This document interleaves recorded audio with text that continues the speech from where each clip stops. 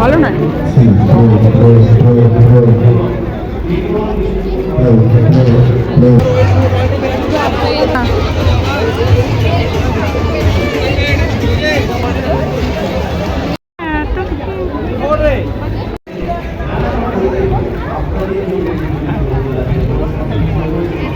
Hello friends, আপনাদেরকে একটি নতুন ব্লগে আমন্ত্রণ জানাই। বিষ্ণুপুরের ৩৮তম বিষ্ণুপুর মেলাতে আপনাদের সকলকে স্বাগত জানাই।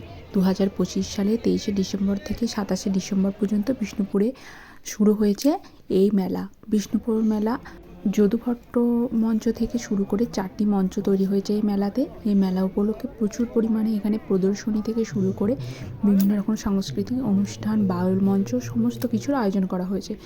রয়েছে চিত্র প্রদর্শনী, রয়েছে লণ্ঠন প্রদর্শনী, যেগুলো নিজে হাতে ওখানে শিল্পীরা বসে বানাচ্ছেন। তাছাড়া তাঁত শিল্প, ওখানকার বয়ন শিল্প সমস্ত রকম এখানে ভালোভাবে প্রদর্শনী হিসেবে তুলে ধরা হয়েছে।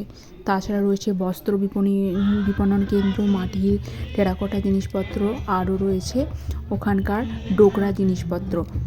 প্রচুর স্টল রয়েছে, প্রায় 500-এরও বেশি স্টল জুড়ে রয়েছে বিষ্ণুপুর মেলা। এবং তাছাড়া এখানে খাবার দাবারের জন্য আলাদা স্টল বসেছে। ছোট বাচ্চাদের থেকে বড়দের জন্য রয়েছে নাগরদোলা, বিভিন্ন রকম খাবারের স্টলের একদম সম্ভার। এই মেলা উপলক্ষে প্রচুর পরিমাণে খাবারের স্টল এসেছিল।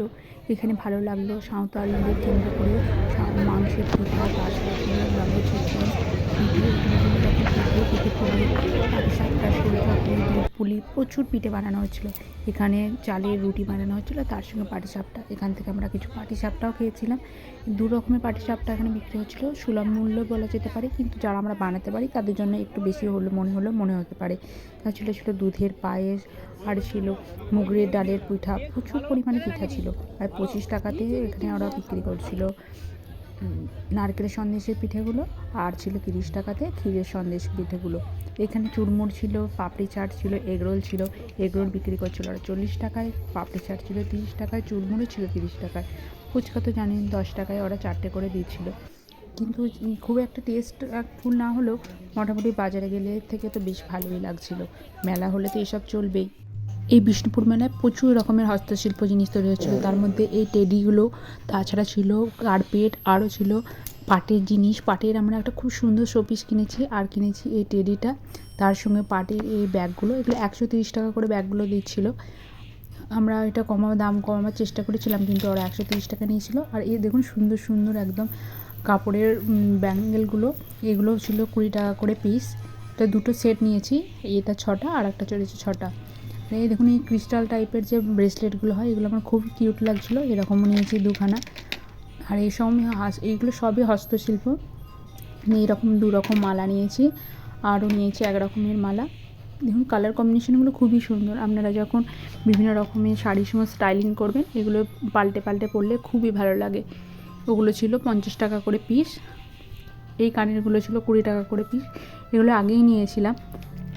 আর তার সঙ্গে ছিল আরও ব্যাঙ্গেলস, প্রচুর পরিমাণে ব্যাঙ্গেলস এখানে এই 6টাও নিয়েছিলাম। আর এই সেটটা ছিল 150 টাকা। আমার তো বেশ ভালোই লেগেছে। আপনাদের যদি বেশি দাম মনে হয়ে থাকে তাহলে আপনারা কমেন্ট করবেন। আর এই পেন দুটো এত কিউট দেখতে, পেন দুটো আমার তো খুবই ভালো লেগেছে।